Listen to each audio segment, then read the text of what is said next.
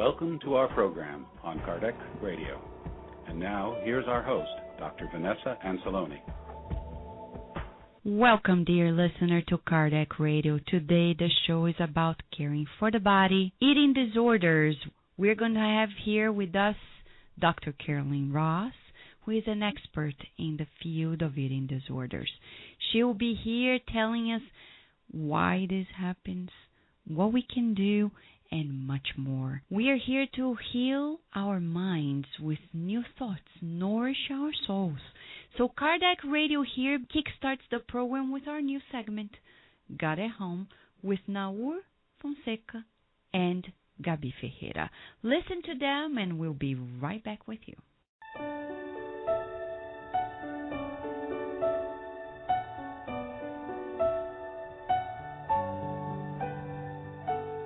Dear Kardec Radio listeners, welcome to our first program of God at Home. My name is Naur Fonseca. And I am Gabi Ferreira. Today we're going to talk about how we can transform our homes into a workshop of happiness. First, let's think for a second of what our evenings are like in our homes. We arrive home from work, we go to the kitchen to have something, we strike a conversation with our partner, our children, or maybe we're just too tired, watch some TV to relax, do some work around the house, and then go to sleep so the next day can begin. Have you ever stopped to observe what kind of conversation we have with our family members? Or the kind of programs we watch on TV? Are we perpetuating some bad habits in our home? If so, what can we do to transform our house into a workshop of happiness for a lifetime? In the book Jesus in the Home by the spirit Neo Lucio, psychographed by Chico Xavier, we're going to find many lessons of how to do just that. In the first chapter, Neo Lucio describes a scene that could be found in any of our homes. Jesus was staying at Peter's house for the time being, and at some point, the course of the conversation had become unproductive and unedifying. In what follows, we will hear what Jesus did to begin the work of world peace. Simon, what does the fisherman do before he goes to the market with the day's catch? Well, of course, Master, he chooses the best fish. No one would buy the others. And the potter, what does he do when he wants to make a piece? Obviously, Lord. He molds the clay and gives it the form he wants. And what does the carpenter do to accomplish the project he proposes? He planes the wood, and then he uses the adze, the saw, the hammer, and the chisel. Otherwise, he could not shape the unformed piece. Jesus didn't say anything for a few moments, and then explained. This may also be said of the home. The home is the first school and temple of the soul. The home is the true exporter of individuals for community life. If the merchant selects his merchandise, if the shipbuilder cannot build a boat without shaping the wood according to plan, how can one hope for a safe and peaceful community unless the home becomes a better place? World peace begins under the roof that shelters us. If we can't learn to live in peace within four walls, how can nations expect to coexist in harmony? If we can't love the brother or sister right next to us and who is involved with us in our daily struggle, how can we revere the eternal Father who seems so far away? Jesus was teaching a lesson to Peter and his family, and it's also applicable to us and our loved ones. We gather around the table of our houses every day to receive the bread that nourishes our body. Why not unite the family once more around the table to nourish our souls? When the family prays together, our spiritual benefactors will join us and give us the assistance we need. When the family prays together, it will fill the home with peace and love. And as the grains of sand form the endless beaches. The world peace will be a reality when the majority of us learn to live in peace within the four walls of our houses. With this in mind, let us set aside 30 minutes every week to pray or meditate around a teaching of Christ or any noble spiritual teacher. Make it into a habit. The habits acquired at home last a lifetime and are transferred beyond the body. Make your home a workshop where happiness lives.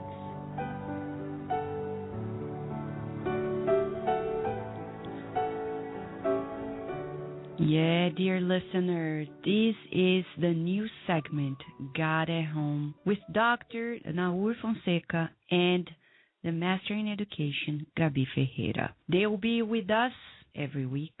And especially for this segment, for the editing, we would like to extend our gratitude to Daniel Santos for helping in that end. And today, dear listener, we are here to talk about caring for the body. For a body that often people who become spiritual forget that it also needs a lot of care. If some people really care for the body way too much and forget about spirit, there are people who think too much of the spirit and forget about the body. This show is about the balance that we need. And we are so honored to have here with us Dr. Carolyn Coker-Ross. She is an integrative health physician, and she takes care of these issues on especially women's health, healing food, and body image issues and addictions.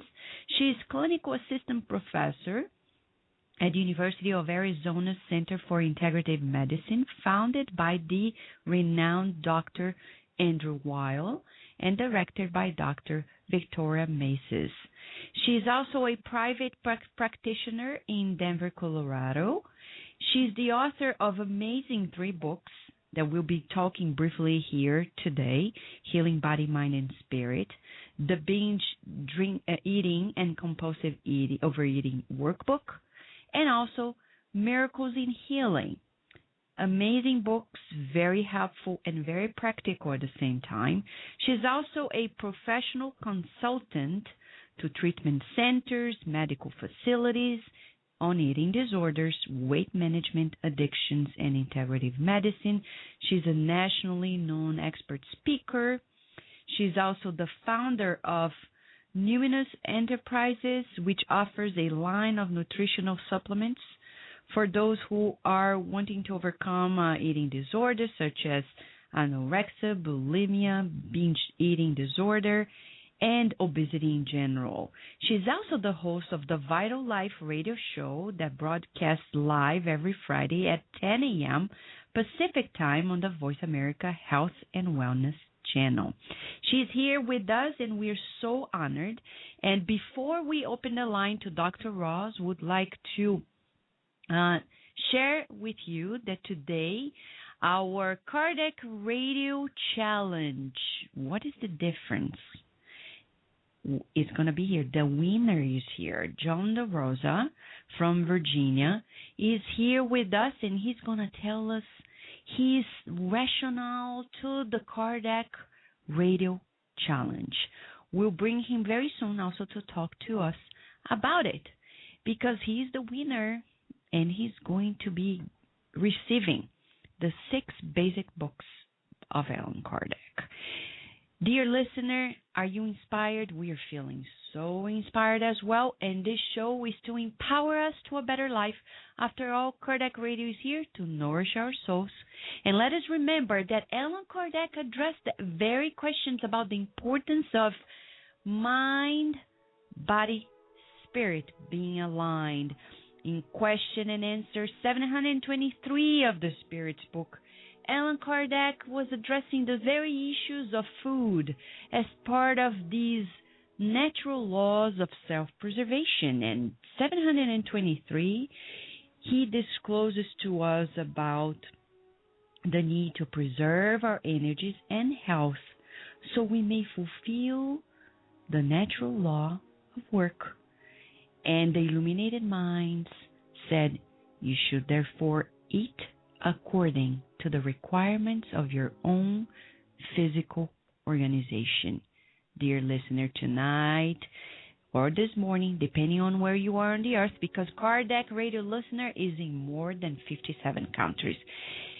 We are here to ask ourselves, are we fulfilling these requirements of our physical organization?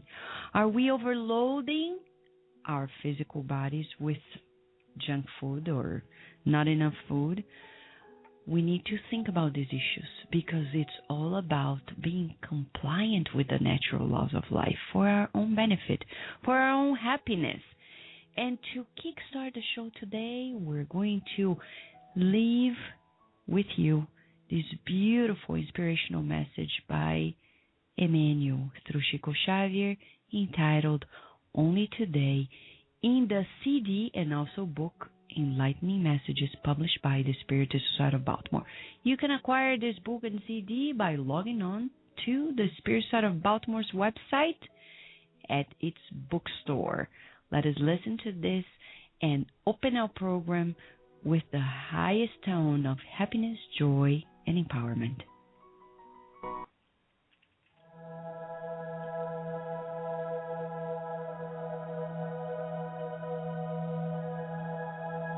Only today. Throughout your whole life, you will never have another day like today.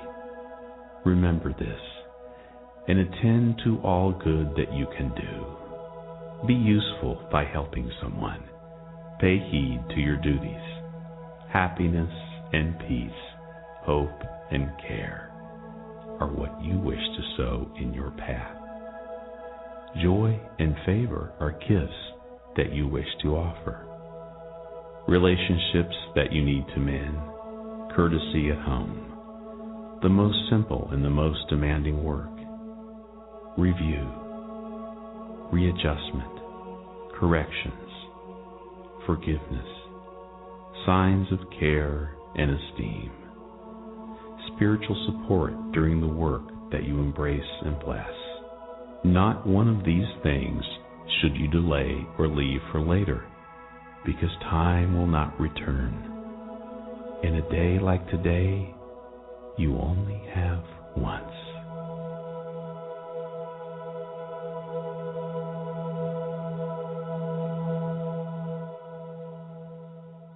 We will return to our program after these messages. Kardec Radio, live, every Saturday at 11 a.m. Nourish your soul with Kardec Radio.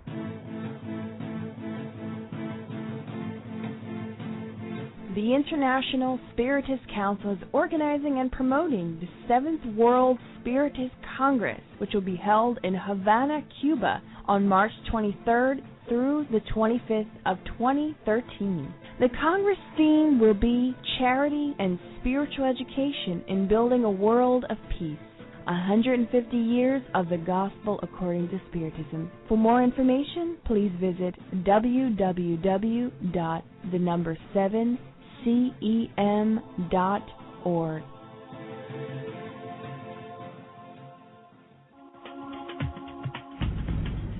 The newest edition of the Medium's Book by Allan Kardec is now available. Purchase your copy online or via your ebook reader. Simply go to www.ediciofamerica.com today. Nourish your soul with Kardec Radio. Join us every Thursday live. Evolution in Two Worlds. A journey of the soul through the teachings of the Spirit Doctor, Andrea Luiz. Connect at www.tvcei.com, Channel 2. Nourish your soul with Kardec Radio.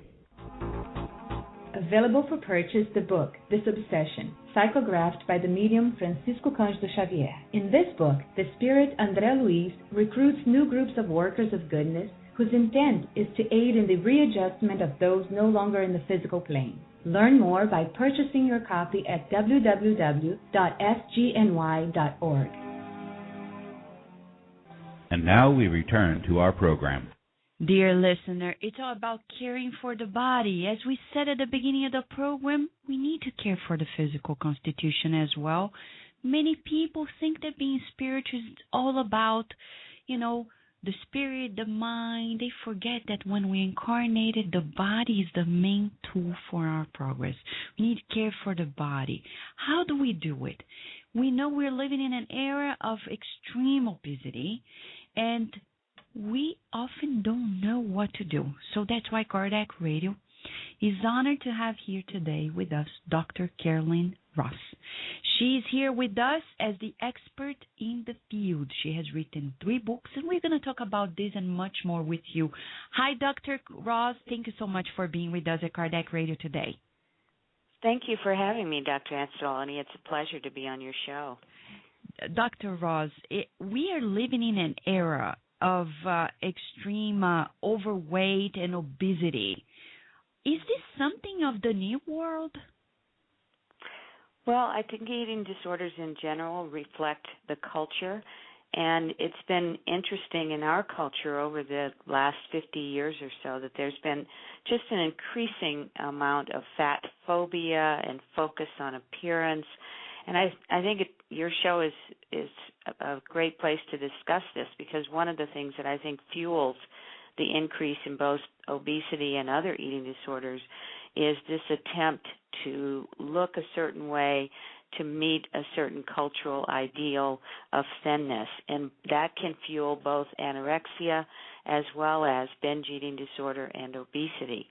So it just, it's a reflection of the culture.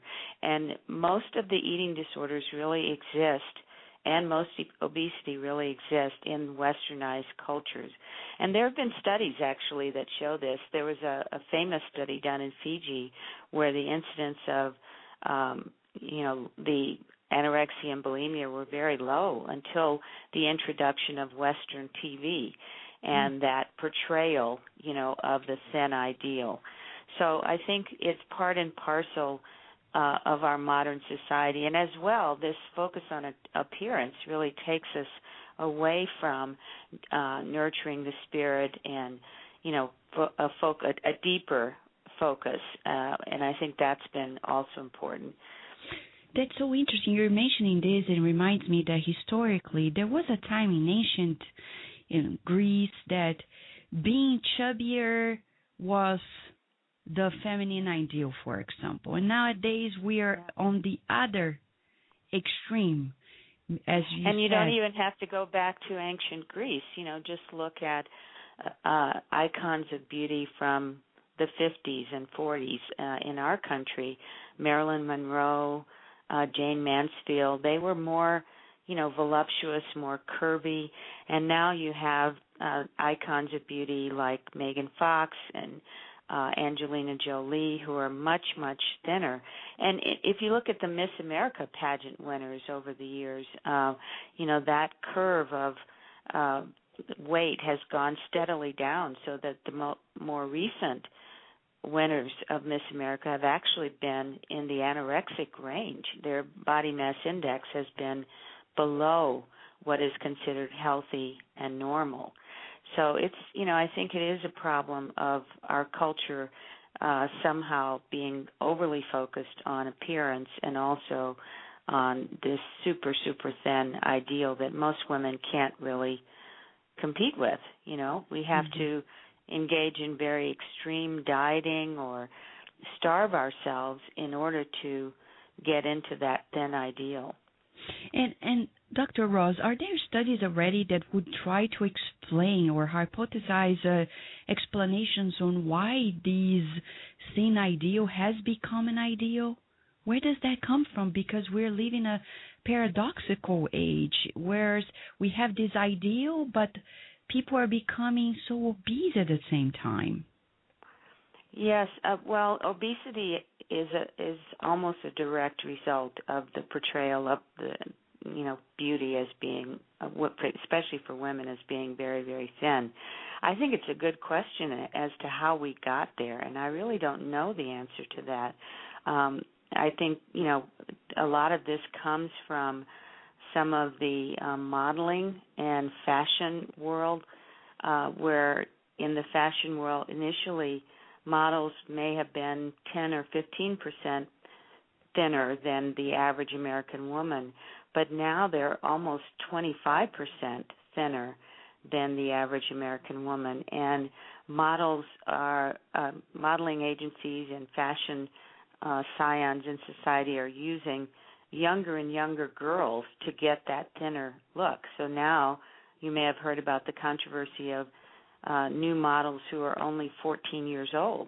Mm-hmm. And that's what you have to do to get someone who is super thin, because, you know, those girls are just in the beginning of puberty, and so they haven't filled out and become, you know, develop that womanly figure. But that says that even in the modeling industry, it's hard to get women who can be models and be that super thin.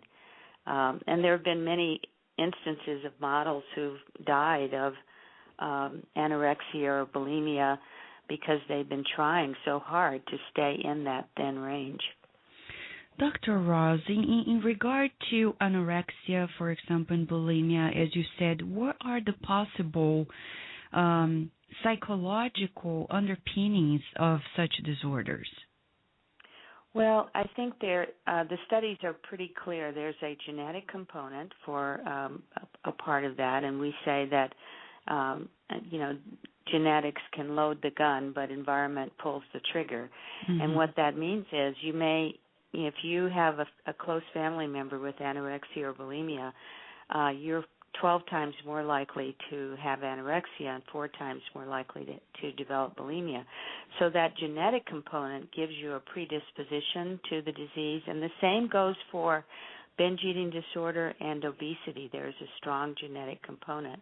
But then you put someone with that genetic risk in a culture that, like I said, focuses on the thin ideal. You also have to look at their own individual personality traits. Individually, many of the people that we deal with eating disorders are perfectionistic. They also may have history of abuse in their family, or mm-hmm. Sexual, mental, emotional abuse. So that can be another factor. Engaging in, you know, certain types of sports can tip someone over the edge, like gymnastics or wrestling for men, and a number of other sports, including football, by the way. Mm-hmm. For men, you know, the ideal is getting to be more and more thin, and a lot of men are now complaining that men's suits are tapered in at the waist to give that kind of V shape, but not very many men really fit that V shape. Just like women, you know, if you go shopping, it's pretty hard to find clothes that don't have that tapered look, and most of us really can't fit into that very narrow range. So there's, you know, it's a combination of culture, genetics, personal experiences, life experiences, and other things that can tip people over the edge. And dieting is one of the big ones. So I have had a number of patients, for example, who've innocently gone on a diet, and then for the first time in their life, they're being recognized and complimented. And so they just stay on the diet. And then the diet, you know, no one can stay on a diet for very long. So that can lead to binging, or that it can go too far into anorexia. Exactly. And, you know, as you're talking, I just felt inspired to, you know, research and ask this question. Even the word diet is such a thing of the current times. I don't recall, though I'm not the expert in the field, but any passage from classical books of the past that talked about different disorders of the mind, but as a psychologist, I don't recall when we had that, even that term in the past, right? The term dieting probably is more from modern times. However, the desire to be thin, or you know, starving yourself for various reasons, goes back to very, very ancient times. There are even a lot of religious books that will talk about nuns or other people who starve themselves for religion or for spiritual reasons. And I think the first case of anorexia was a case such as that, a woman who prayed and fasted and, and all of that, but to the extreme that it became anorexia. That's but quite certainly interesting. Mm-hmm.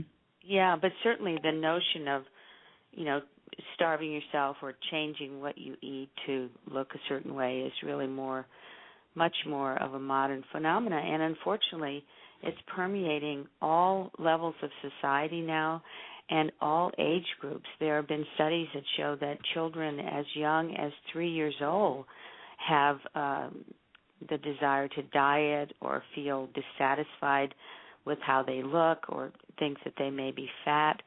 And so it's starting at a very, very young age and all through elementary school and middle school, and you're seeing kids who are dieting or restricting what they eat or skipping meals in order to make sure that they're thin enough. Do you think that in such cases they are just being modeled by their parents? Well, sometimes it is modeling by the parents, but oftentimes it can be teasing or bullying at school. The children who are most at risk are those who may be a little bit overweight, and then they get bullied for their weight or called names or teased.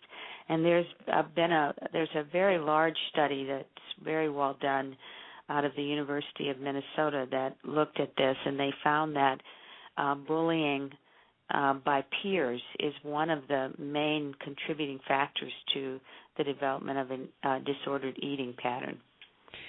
So nowadays, would you agree that one of the main eating disorders is being overweight and especially obesity, and they say especially in children, and researchers are already experts in the field, as yourself probably are, considering this an epidemic factor in our society. Is that vision right, or are we now reading it quite the way it is? Is it more dramatic than that, or how is it? Well, I think, in my opinion, a lot of this has been, blown out of proportion. You can look at the history of the treatment of obesity, and you'll find that there have been some artificial biases, both in the research and in just the qualification of what it means to be obese.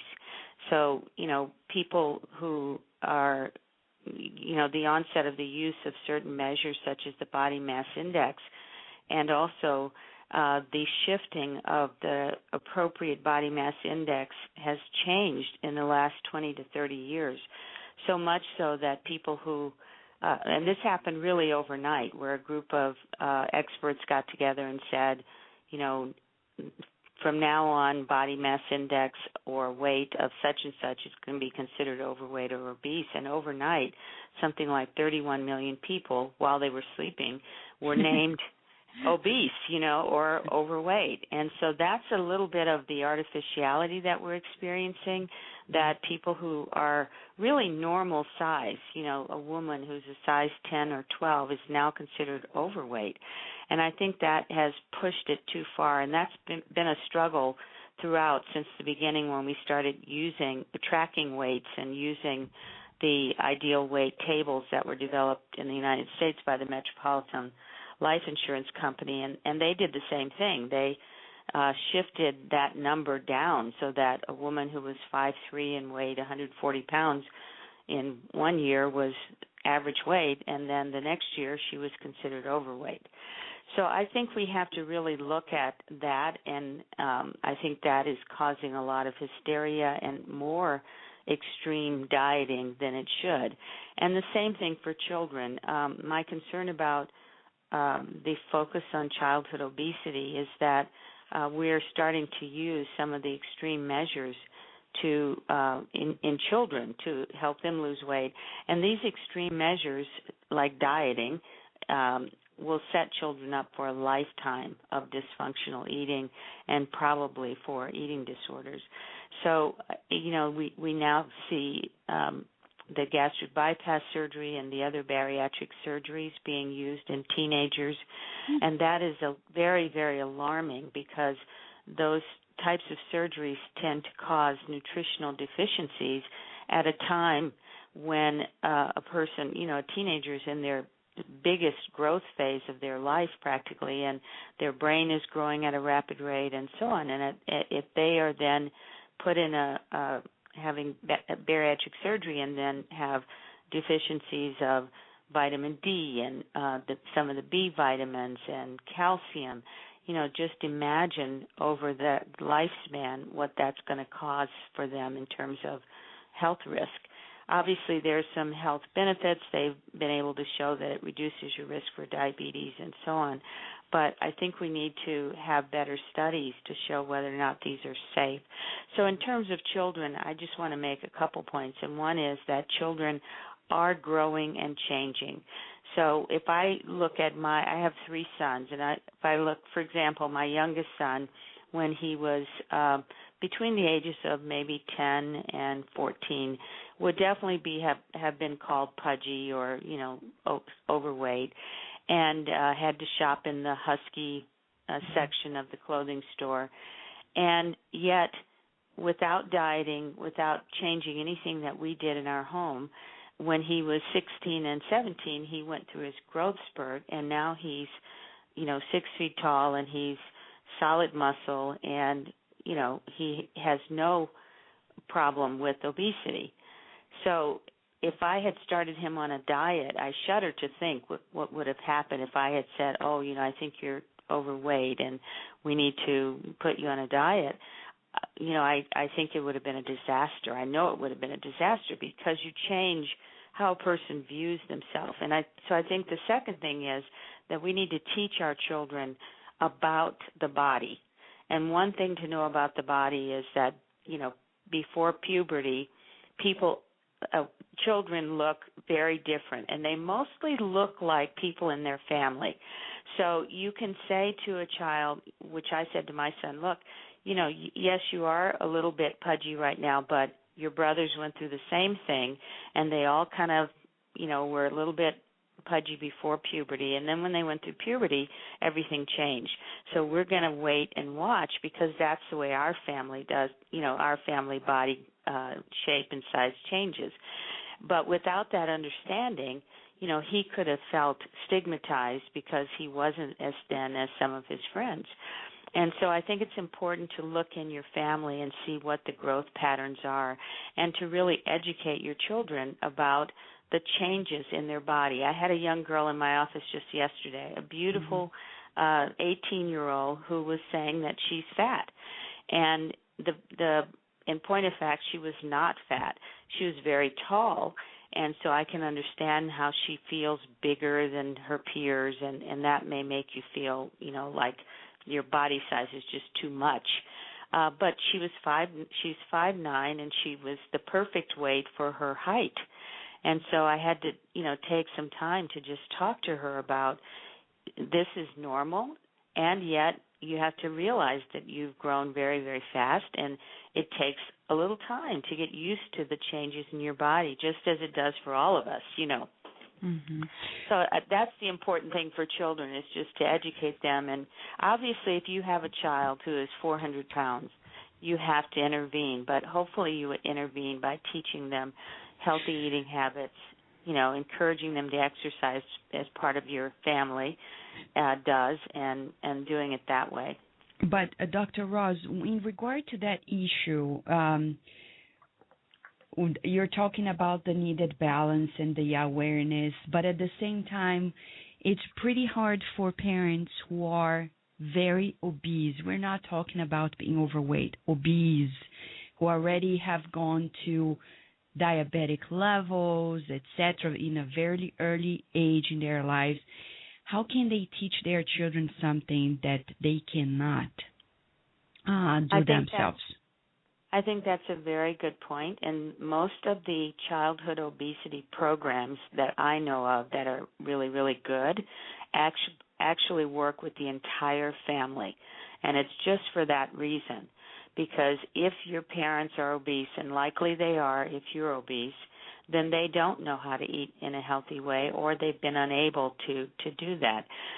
So most of these programs that treat childhood obesity that I would consider good programs, they bring in the entire family, and they work with the entire family, teaching them healthy eating, encouraging, physical activity and all of those things.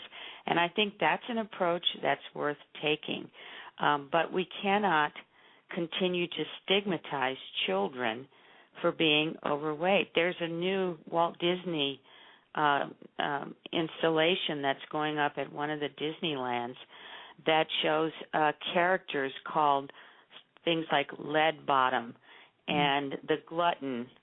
And these are ways that we stigmatize children and make them feel worse. And as you know, if you damage a child's spirit, part of that is going to affect their eating and their activity because they don't feel good about themselves.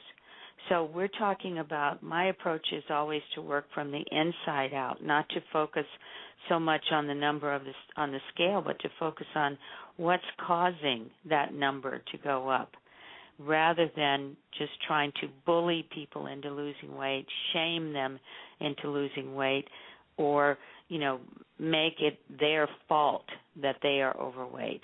And I think that's particularly important with children because you damage a child's spirit, and that spirit will be damaged into adulthood. Dr. Ross, we are so hopeful with these insights that you're bringing to us and to the listeners. We'll give a very short break, and when we come back, we have a few questions that people also sent to us in regard to two of your books, The Healing Body, Mind, and Spirit, and also The Binge Eating and Compulsive Overeating. We'll be right back with you. Okay, thank you. We will return to our program after these messages. Kardec Radio, live, every Saturday at 11 a.m. Nourish Your Soul with Kardec Radio.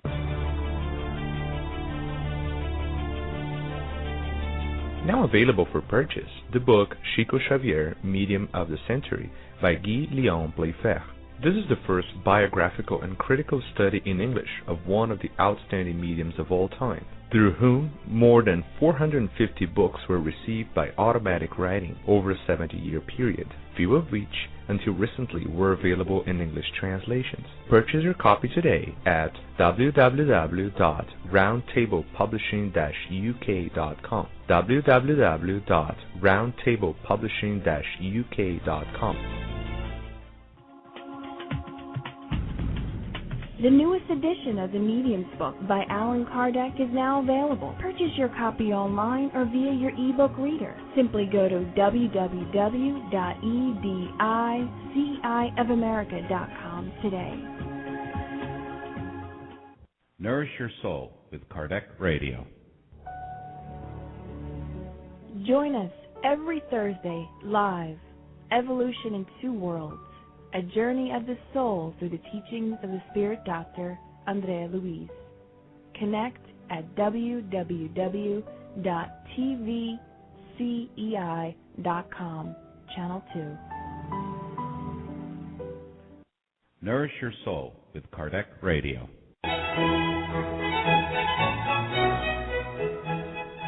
Spiritism for Everyone, the online study of the Spirit's Book and the Gospel according to Spiritism. Spiritism for Everyone meets every Wednesday evening and Saturday morning using the latest technology in web conferencing. You can join in from any computer in the comfort of your home or office, no matter where you are in the U.S. or the world. Spiritism for Everyone is open, free, and requires no registration. To access the web live meetings, go to www.spiritus.us. Spiritism for Everyone is a program of the United States Spiritist Council.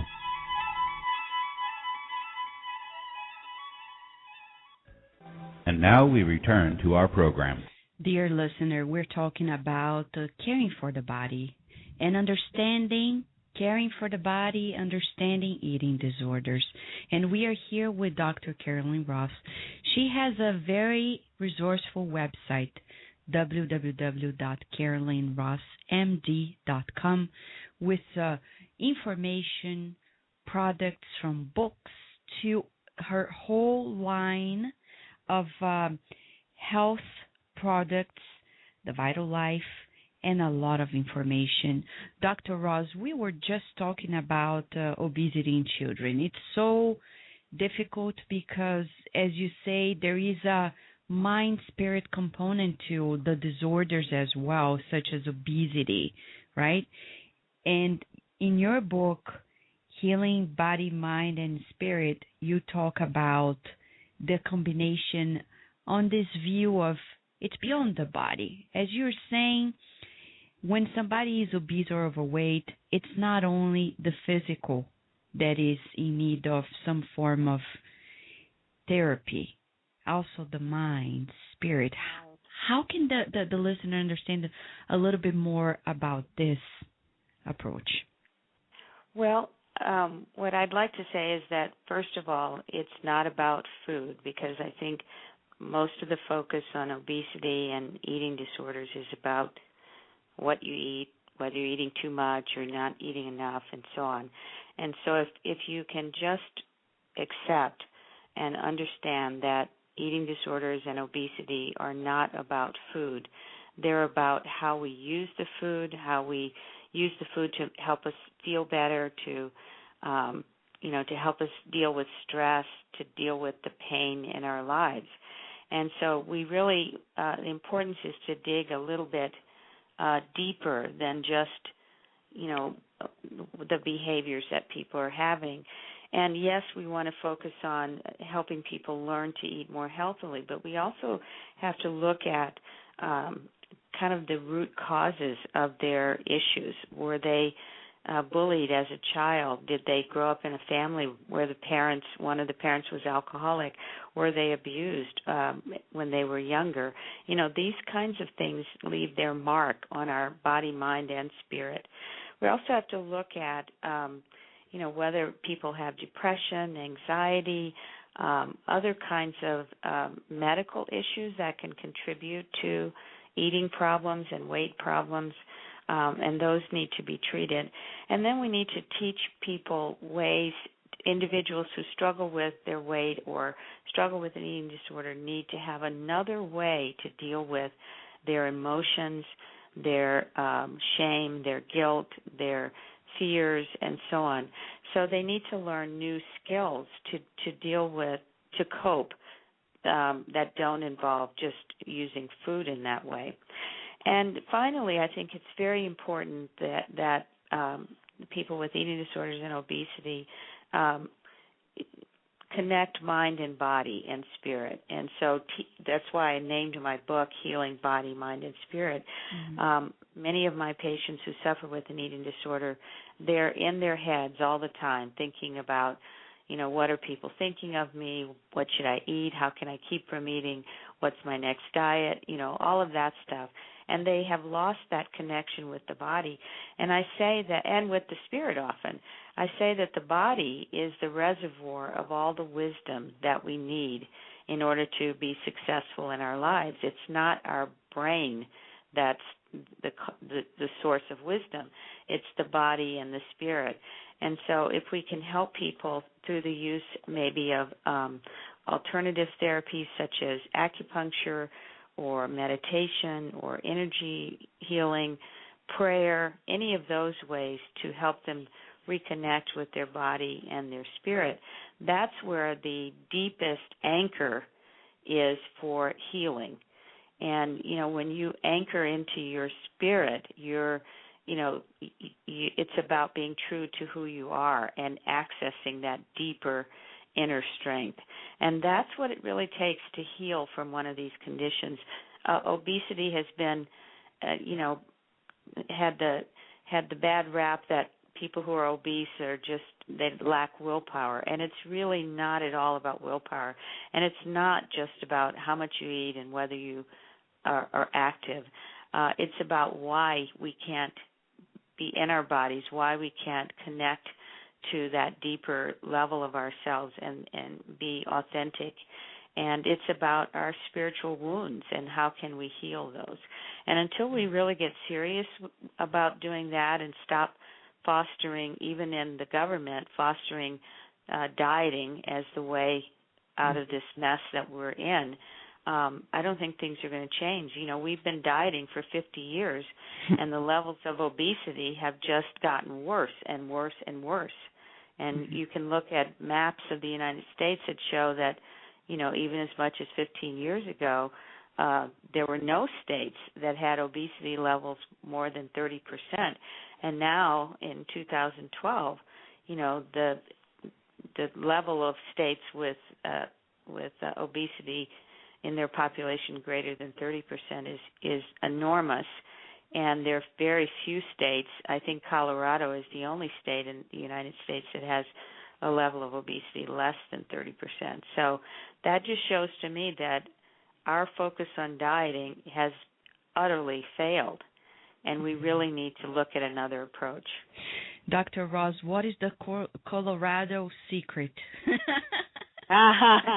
Well, I think part of it is that Coloradans are just naturally super active. I moved here from California, and I thought Californians were very outdoorsy, but Coloradans are just, their family ethic is to get out and hike up mountains, and all the kids are in sports and so on. But you know what? In Colorado, we're hanging on by a thread. So I would be surprised if in another 5 years we aren't part of that statistic. But I think the level of physical activity has protected us to some degree. That's interesting. We have a listener that asked this very question, if the propaganda on bad food and processed food is also one of the main factors that have raised obesity, and how can parents avoid that massive propaganda? Exactly. Yeah. Well, I think that we are pretty clear that eating a lot of processed foods definitely contributes to weight gain.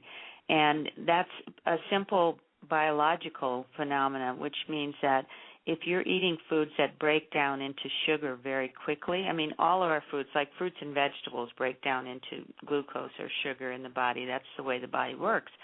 But fruits and vegetables break down very slowly, and so they don't cause the same high spike in insulin that eating the processed foods do. Processed foods almost melt into sugar right away in the body, and that causes our pancreas to secrete high levels of insulin. And if you have high levels of insulin, your body will immediately store it as fat unless you use it up.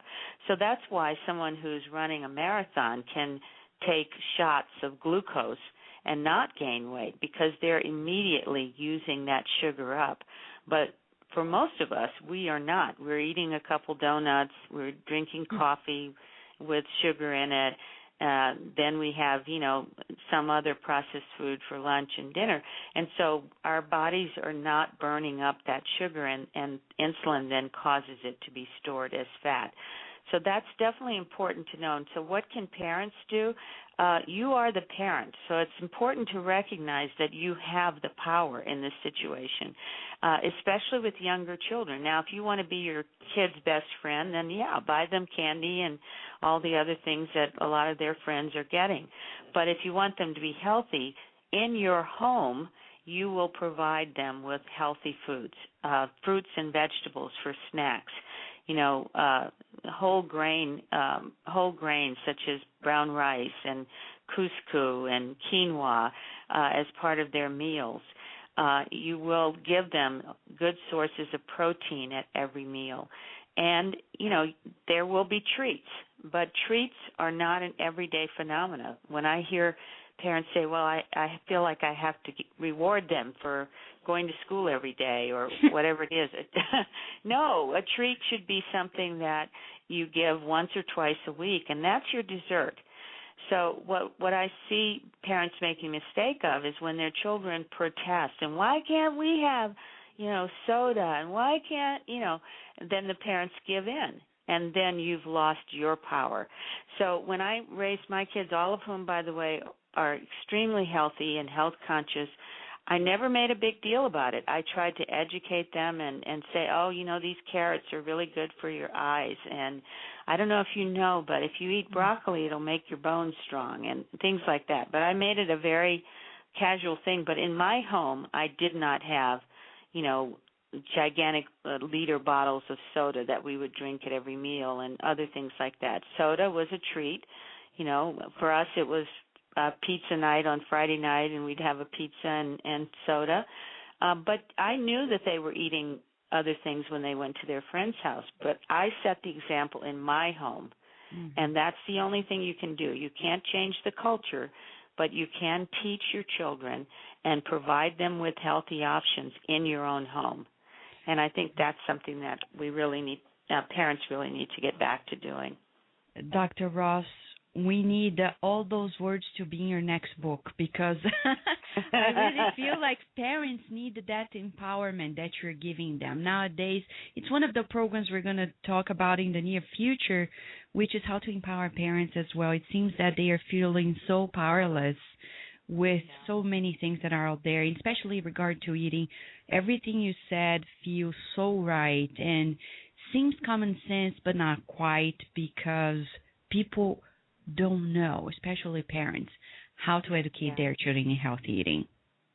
I know. I think this is something that I'm very passionate about, as you can tell from my voice. But I think parents are really beleaguered.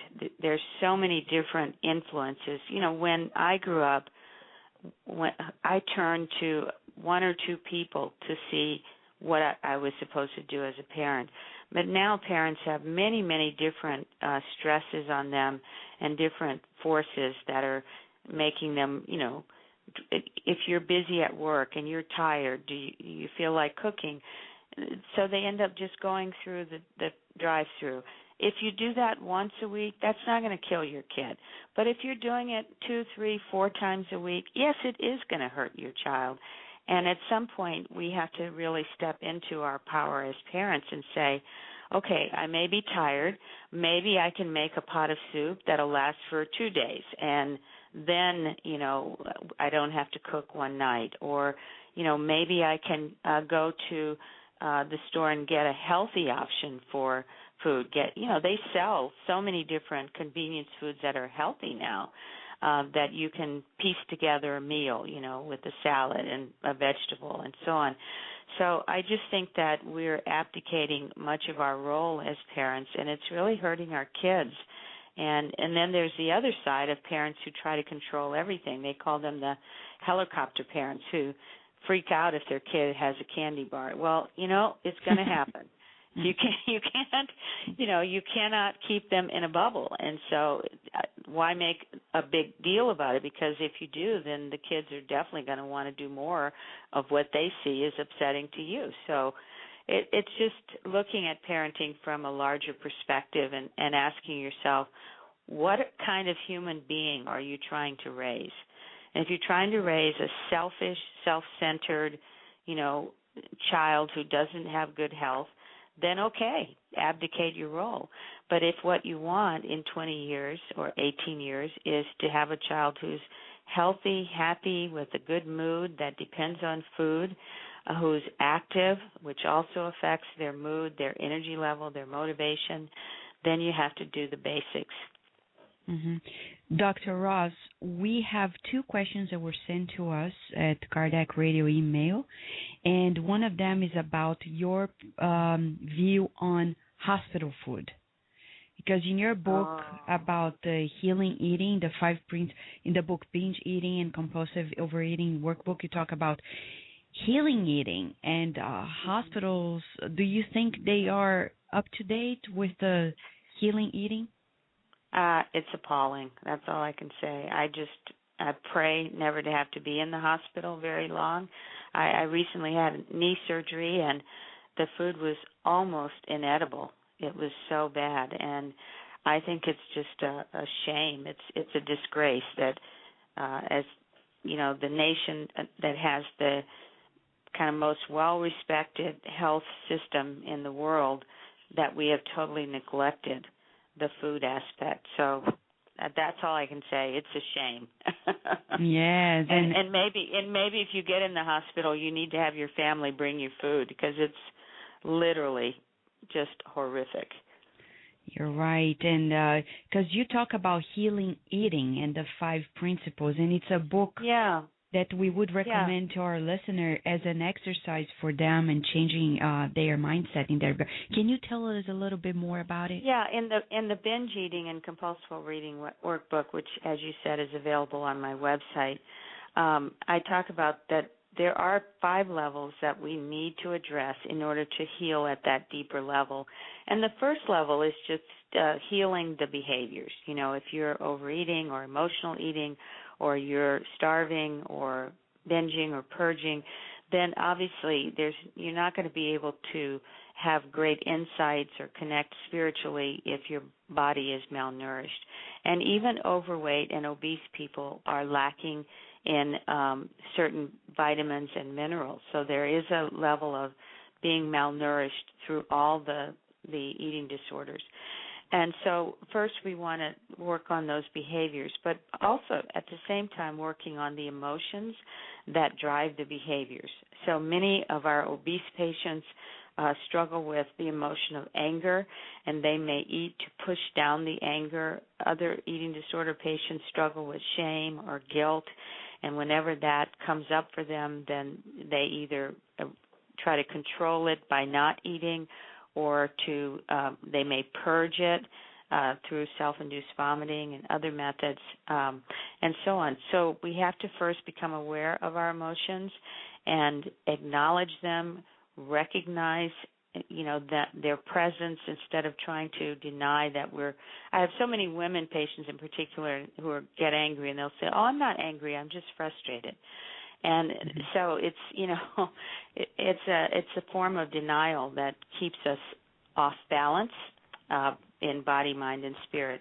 The next level is what I talked about earlier, the level of recognizing how your body is doing. What does your body need to feel energetic, vital? What are the signs of emotions in your body? So it's reconnecting with the body so that you can get those cues of hunger and fullness and all that. And then understanding the next level, the 4th level, is the level of core beliefs. We all have beliefs that usually came about when we were younger, or maybe when we went through a traumatic experience or something like that. And so women who've been raped may feel safer when their body is heavy. They may feel more in power, more in charge when they are overweight. There are other people who feel like in order to be loved, they have to look a certain way, to be thin or whatever. So whatever your core belief is, that many people have core beliefs such as I'm unlovable or I'm not worthy. And if you can get in touch with that core belief and understand where it came from, it may have come from being neglected or abused or wherever it came from, and then start to heal that belief and shift it to something that fits more for you today. And then finally, as I said earlier, the deepest level of healing occurs on the spiritual realm, and that's where you reconnect with the deeper urges of your spirit and your soul. And what our souls want for us universally is to be loved, to be accepted, to be healthy, to be whole. And so we should always be moving in the direction of being whole and healing.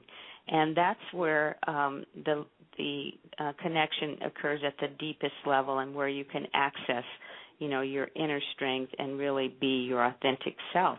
And whenever you are not being your authentic self, when you're pretending to be something you're not, for example, women who pretend to be very, very sweet and people-pleasing, when inside they're raging and feeling very angry, when you're in a job that doesn't fit your authentic self, when you're in a marriage that is spiritually corrupt for you, all of those things make it difficult for you to be whole. And so those are the 5 levels of healing that I talked about in the book. Dr. Ross, we feel so inspired. We don't want to let you go, but I know our time is coming up. Yeah, well, thank you so much for having me on the show. I really appreciate it. We are so grateful for your presence, and if you want to wrap up by telling the listeners, where can they begin? What could be their first step into healing, eating healthy, and healing eating? Well, I think the first step is always to eat on a regular basis. You know, what your mom told you, eat 3 meals a day, that's still the truth, because whenever we skip a meal or restrict what we eat, it sets us up for bad things.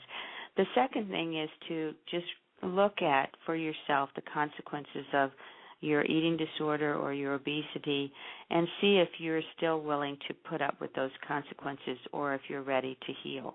And then if you are ready to heal, ask for help.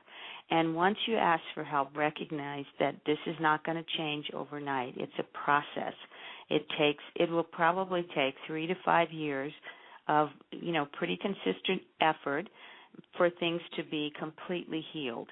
You will definitely feel better as soon as you get help, whether it be from a therapist or your local family physician or whatever. And then dig deeper. I gave you those 5 levels. It's easy to heal on the superficial level, go on a diet, lose weight, okay, I'm fixed. But that isn't the way it is. So you have to really dig to those deeper levels and really heal on the body, mind, and spirit in all of those areas. Dr. Ross, God bless your efforts, and we'll keep an eye on your website, CarolynRossMD.com, and thank you so much for being here. We hope you can come back in the near future.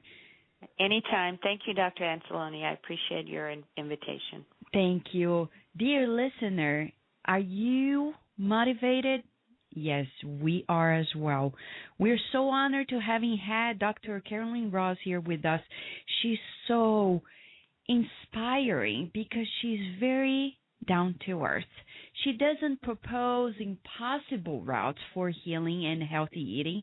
She talks about the very things that probably we knew deep in ourselves, but not quite. We need her expertise.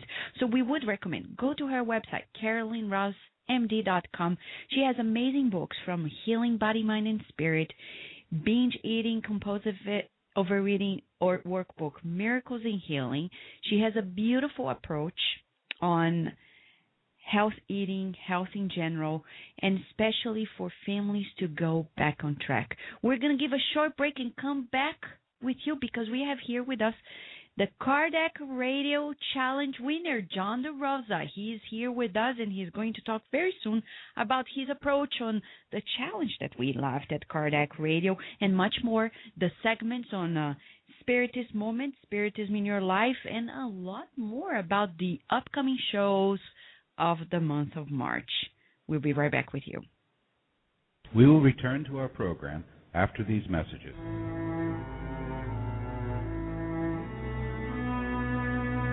For the first time ever, the book Between Heaven and Earth by the Spirit André Luiz, psychographed by Chico Xavier, is now in English.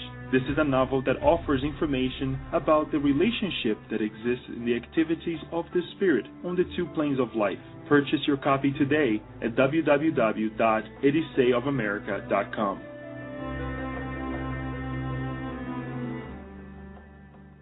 Nourish Your Soul with Kardec Radio.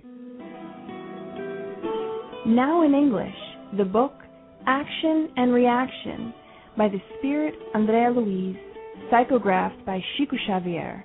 Buy your copy online or via your ebook reader.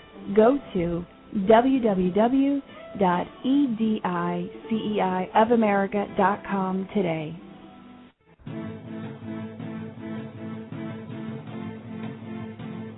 The International Spiritist Council is organizing and promoting the 7th World Spiritist Congress, which will be held in Havana, Cuba on March 23rd through the 25th of 2013. The Congress theme will be Charity and Spiritual Education in Building a World of Peace. 150 years of the Gospel according to Spiritism. For more information, please visit www.7cem.org. And now we return to our program.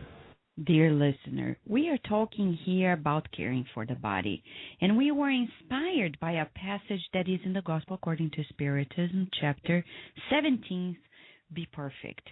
When the Spirit Georges comes, in 1863 and discusses about the importance of taking care of the body. Should we mortify the body? He says no, because we need the body.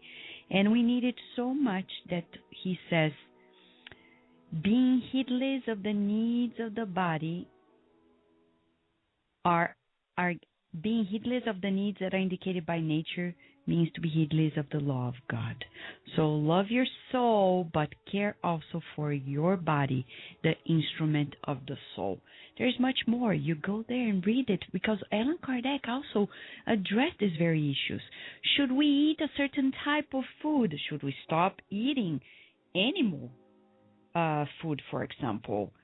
And the answers of the spirits that are in the range of questions 720 to 727 is all about do not deprive yourselves. They say physically, deprive of yourselves spiritually. Many people, they think they are pure because they are not eating animal flesh, because they are not drinking coffee or eating sugar. But purity of the soul is beyond the purity of the flesh. And as the spirits say to answer 723 of the Spirit's book, you should therefore eat according to the requirements of your own physical organization. And that's the recommendation of Dr. Ross as well. Search for what your body needs, because it's different from somebody else's body. What does your body need to feel healthy? We need to research. That's important, because remember, in the book Non Solar, we are surprised to know that André Luiz, the spirit doctor, when he discarnates, he finds himself in the spirit realm, and he learns that eating a lot of things that were not needed compromised his health and made him what we call in Spiritism an indirect suicide. Because we are flushing away the vitality of the body. Dear listen, we need to learn more about our physical bodies to fulfill our role on this reincarnation. And talking about how to go there, how about if we talk on question 876 of the Spirit's book? When Kardec says that there is a difference between desiring for others what we desire for ourselves, and desiring for ourselves what we desire for others. What is the difference, dear listener? We had that challenge for more than a month at Kardec Radio website.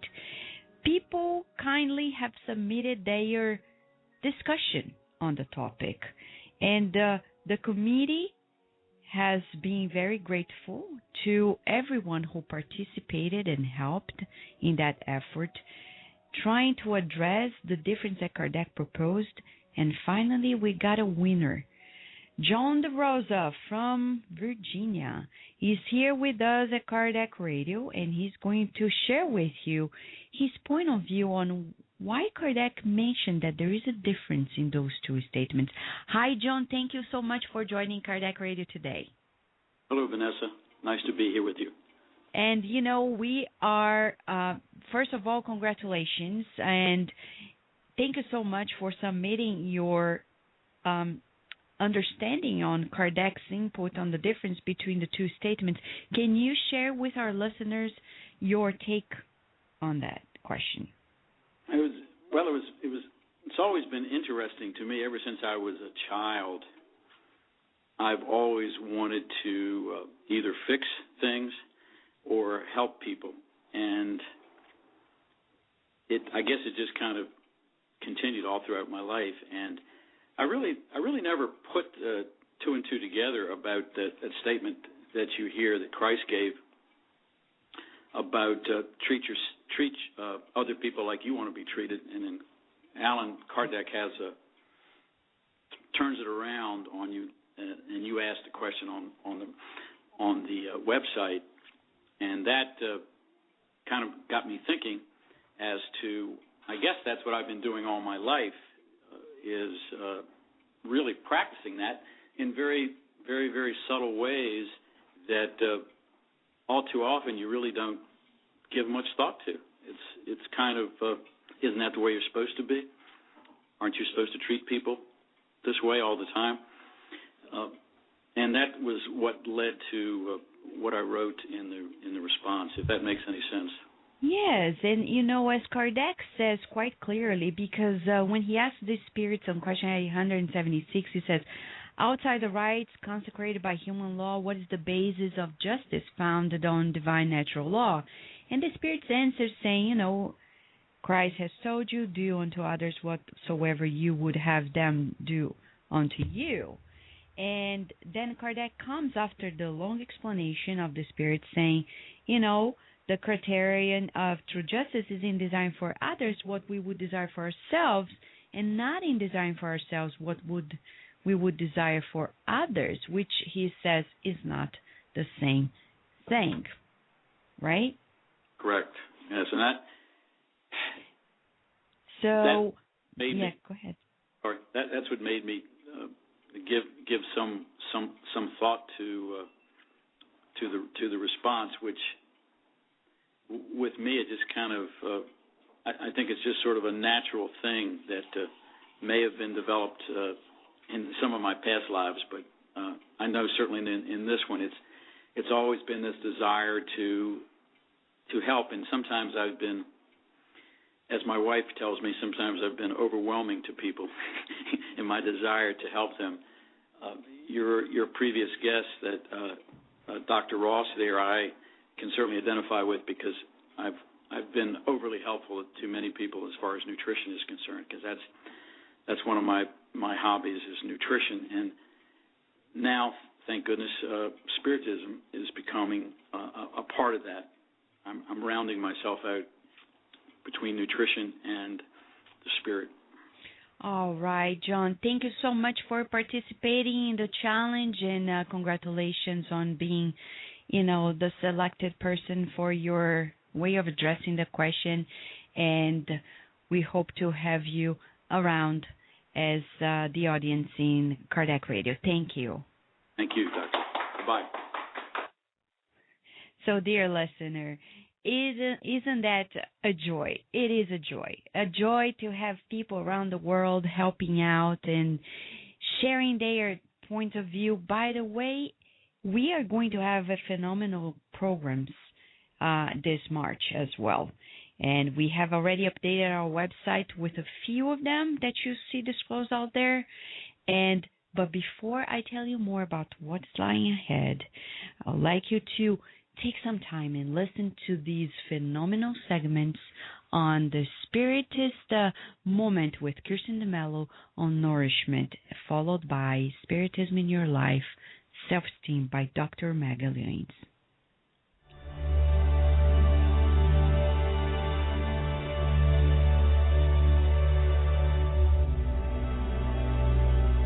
Hello, dear Kardec Radio listeners, and welcome back to the Spiritist Moment. Today our topic of discussion is going to be about nourishment. Well, in the United States of America, where obesity rates and diabetes rates are rising and are on the rise, and the projections for the next decade or two are astounding. And we're left asking, what is nourishment, and how are we nourishing ourselves, and how have we reached this point? Well, for one, what is nourishment? The dictionary definition is to provide with food or other substances necessary for life and growth. And where do we go when this delicate balance is interrupted or offset? The hospital, place of healing, or not? In today's modern hospitals, we don't spend millions and billions of dollars on high-quality food, although we do spend thousands of dollars on medications, equipment, etc., etc. And we offer food that sustains life, sure, but do they truly nourish? So we are called to look at ourselves to be more responsible with our nutritional life. How can we go about truly nourishing ourselves and others? Is there a means to nourish and feed someone without the use of bread and water? And what does Spiritism have to say about nourishment? How are we compelled to nourishment? What is the mechanism? Well, in the Spirit's book, in the explanation of question 712, the Spirits explain, if humankind had only been driven to utilize the fruits of the earth because of their usefulness, their indifference could have compromised the harmony of the universe. God has given them the attraction of pleasure, which incites them to accomplish the designs of providence. However, through the same attraction, God also wills to test them with temptation, which incites them to abuse, but from which their reason should free them. Well, this explains the reward circuitry in the brain. We get pleasure when we eat, when we have sex, and if we didn't, we would not be able to propagate the species, nor would we nourish ourselves. Well, let's face it, we poorly nourish ourselves now with this mechanism in effect. Can we imagine how it would be if we didn't have this reward circuitry, if we didn't get a sensation of satisfaction or pleasure when we ate, have sex, etc., etc.? Well, we abuse our innate system. And when we go to question 714 in the Spirit's book, the explanation about the excesses of these pleasures and satisfaction, the Spirits explain, those who seek to satisfy their tastes in excesses of all kinds place themselves below the animals, because animals know how to limit themselves to satisfying their needs. So these are some thoughts we should reflect on every time we get into a bad habit of doing things in excess, of eating things in excess. Let's remind ourselves we are placing ourselves below animals, because even animals in their kingdom know how to have balance. Well, so what is true nourishment? We are left asking ourselves still. Well, in the book No Solar, the chapter that's entitled Love, Food for the Soul, Lysias' mother explains the following, that every nutritional system in the different spheres of life is fundamentally based on love. And she even goes on to say that the soul in and of itself is nourished only by love. And the more evolved the created being, the subtler the process of nutrition. So perhaps you might be saying, Kirsten, well, does this mean I should stop eating bread and chicken and food? No. We should continue on nourishing ourselves with balance and not in excess. Because at the level that we're at in this world, we need these denser fluids. We need food, but not in excess. And to further elaborate that, we go to question 710 in the Spirit's book, when they ask, Kardec asked the Spirits, on worlds where their physical makeup is pure, do living beings have need of nourishment? And the Spirits answer, yes, but their food is in keeping with their nature. Such food would not be substantial enough for your dense digestive systems. Likewise, they would not be able to digest yours. So, our food is in keeping with our nature, the food that we eat here, but we must have balance with everything in life, and that's what we're learning, balance in how we nourish ourselves. And we look at question 716, when Kardec asks the Spirits, hasn't nature traced out the limit of what is necessary in our own physical organization? Spirits answer, yes, but people are insatiable. Nature has traced out the limits of their needs in their physical organization, but their vices alter their constitution and create artificial needs. How many times do people say, well, I'm hungry, I have to eat?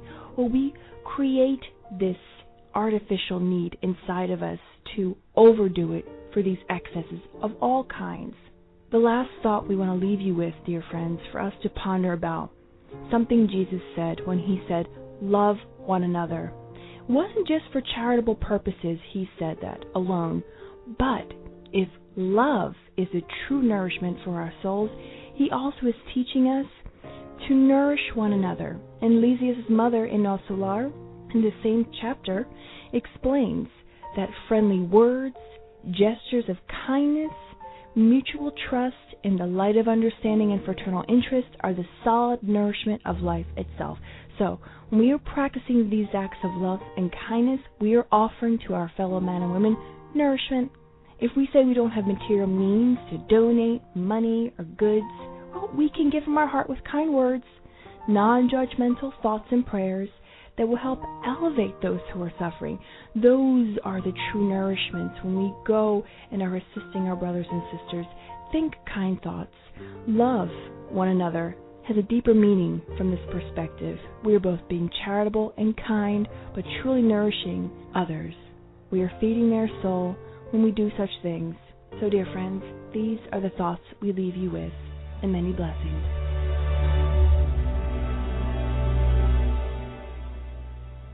We will return to our program after these messages. Would you like to liberate yourself from your life struggles or to find inner balance?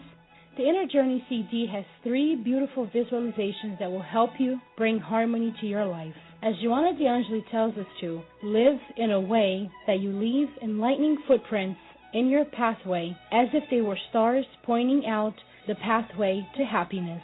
To find this CD, go to the bookstore on the Spiritist Society of Baltimore webpage, www.ssbaltimore.org. That is www.ssbaltimore.org, and start your inner journey today. Nourish Your Soul with Kardec Radio.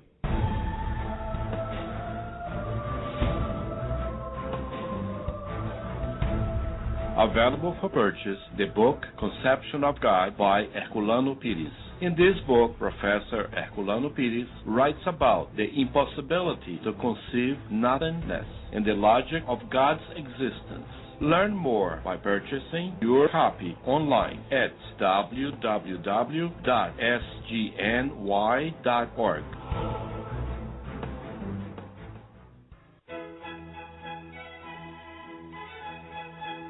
Save the date for the 6th U.S. Spiritist Symposium that will be held at the Rialto Center for the Arts at Georgia State University in Atlanta, Georgia on Saturday, May 12, 2012.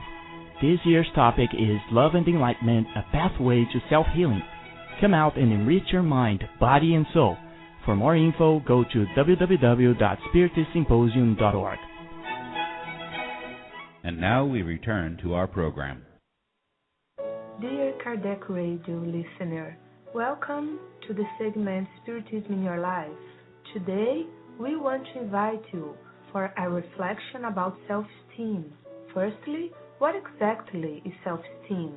I could say that self-esteem is a term in psychology to reflect a person's overall evaluation or appraisal of her or his own worth. Self-esteem encompasses beliefs and emotions. Abraham Maslow was an American professor of psychology who states that psychological health is not possible unless the essential core of the person is fundamentally accepted, loved, and respected by others and by her or himself. Nathaniel Branden, in the book How to Raise Your Self-Esteem, showed that self-esteem allows people to face life with more confidence, benevolence, and optimism, and thus easily reach their goals and self-actualize. To develop self-esteem is to widen the capacity to be happy. Self-esteem allows people to be convinced they deserve happiness. Understanding this is fundamental and universally beneficial, since the development of positive self-esteem increases the capacity to treat other people with respect, benevolence, and goodwill, thus favoring rich interpersonal relationships and avoiding destructive ones. For Erich Fromm, who was a Jewish German-American social psychologist, psychoanalyst, and humanistic philosopher, love of others and love of ourselves are not alternatives. On the contrary, an attitude of love towards themselves will be found in all those who are capable of loving others. In order to better understand this concept, dear listeners, Jason de Camargo brought to us in the book Education of Sentiments, not yet translated to English, that the best language we can use to expand our self-esteem is the language of love. It is the voice of superior feelings that needs to be heard, appreciated, and developed. Only that has the strength necessary to completely remove the individual from the depths of his own being. The noble sentiments sound like a horn that wakes the soul to continue its evolutionary task. Remember, a loving heart does not get sick. But then you may be asking me, so what should I do to expand my self-esteem? I can answer you in several tips.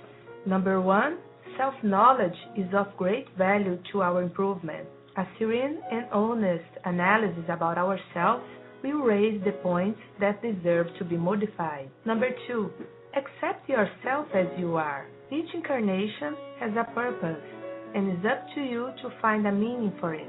Do not want to be someone else. Further, appreciate the strength you have. Number 3, love yourself. Christ himself said that we should love our neighbor as ourselves. God does not choose whom to love. He loves everyone, and you are a divine spark of the Creator. So, love yourself and your neighbor. Number 4, faith is a certainty. It is always on the side of self-confidence. Doubt opens psychic loopholes of uncertainty, and it might collapse your goals of progress. Number 5, everything comes from thoughts. Try to stay on the side of constructive and healthy thoughts, and they will lead to safer heavens. Replace negative thoughts with more positive ones. Number 6, be gentle with yourself. Hang this reminder in your room. Do not be hard on yourself. That weakens you, encourages your guilty, and reduces self-esteem. Number 7, believe you always did the best possible at any time based on the degree of love or fear that you were experiencing. Number 8, cultivate good habits. Get used to having your daily moments of peace. Read the gospel, meditate on its content, say a prayer, and continue with profound optimism in life. Finally, number 9, perseverance. Persevere in the direction of healthy self-esteem, and it will come gradually. The result depends on the efforts of each one. Cultivate good feelings and do not leave them. Dear listener, Kardec reminded us in the Gospel according to Spiritism, Chapter 5, Item 13, that humans can either soften or increase the bitterness of their trials, according to the manner in which they view earthly life. Their suffer is greater if they consider its duration to be long. Consequently, those who look at things from the standpoint of the spirit life see the corporeal existence as a dot in the infinite. Therefore, allow those teachings to guide you toward a change to optimism and increased self-esteem. Let us also remember the teachings brought to us by the spirit of Joanna de Angelis in the book Inner Journey. She said that most people inadvertently or for convenience accept and submit to self-punishing, believing to deserve the suffering and misery that they face, when the purpose of God toward His creatures is the perfection. Live in a way that you leave enlightening footprints in your pathway, as if they were stars pointing out the pathway to happiness. God bless you. Dear listener, we are at the end of our show and would like to share with you that today we had a new segment, Got at Home with Naur and Gabi. They are hopefully going to come here every week to share with us these beautiful tips on how you can empower yourself and your family in these beautiful teachings that come in the book, Jesus in the Home, through the psychography of Chico Xavier, the medium, and the spirit author, Neil Lucio. You can access the book at ediceiofamerica.com or at amazon.com. Also, next week, we're going to preview Succeed in America mini program with Dr. Nera Venditti. She's kindly sharing with us every week tips that she named Package Your Brilliance, Succeed in America. It's a mini podcast show, and the topics will be career advice, the best way to find a job, and accent makeover in conversational English, use correct intonation in tag questions to avoid misunderstandings. These are some of the ways in which Kardec Radio is here for you to tell you how you can nourish your soul, be happier, healthier, and more useful as ever in this transitioning world. By the way, Divaldo Franco is coming to the United States of America, and is going to be in several locations. He's going to begin his journey in Puerto Rico, and then he goes to Miami March 4th and 5th. He's going to be in Miami, Florida, and then he goes north to Connecticut, New York, New Jersey, Maryland, and then he's going to come back probably later this year for other locations like California in the United States of America. We have a lot to share with you here, and next week, to continue this beautiful journey of nourishing our souls, we're going to bring to you a beautiful, true account on Marilyn Monroe in the afterlife. And our guest will be Daniel Assisi from Los Angeles, California. He will be here with us to tell us more about this beautiful account that came true by the mediumistic hand of Chico Xavier, insights from Marilyn Monroe in the afterlife. To wrap up the show today, we invite you right now to nourish your soul by caring for your body through prayer as well. In this healing eating mode that Dr. Ross has suggested to us, we invite you now to pray, to ask for strength to resist temptations of overeating, for example, overindulging. And Kardec addressed this in the Gospel According to Spiritism, chapter 28. Items 20 and 21, he said, every bad thought could have two sources, the soul's imperfection or an external influence that acts upon it. In the later case, it is always the indication of a weakness that makes us predisposed to such influence. So, how do we strengthen ourselves, dear listener? Praying is a very, very good remedy for us. So let us pray now so we can have strength to resist overindulging, overeating, or eating less than the body needs. So we pray.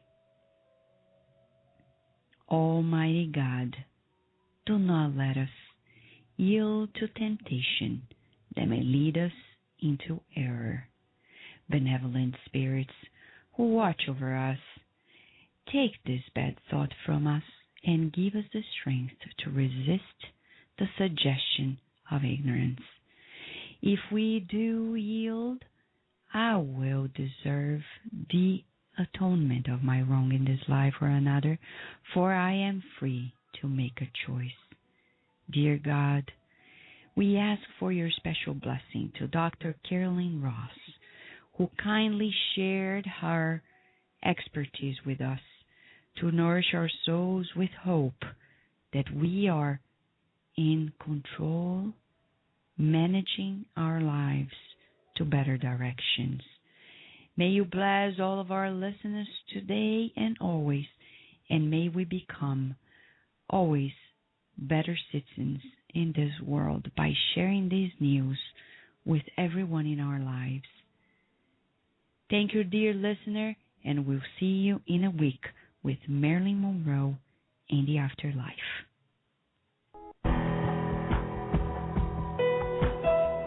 Thank you for listening to Kardec Radio, broadcasting live every Saturday morning at 11 a.m. Eastern Standard Time. Email us and share your comments at www.kardecradio.com. Until next time, we wish you many blessings.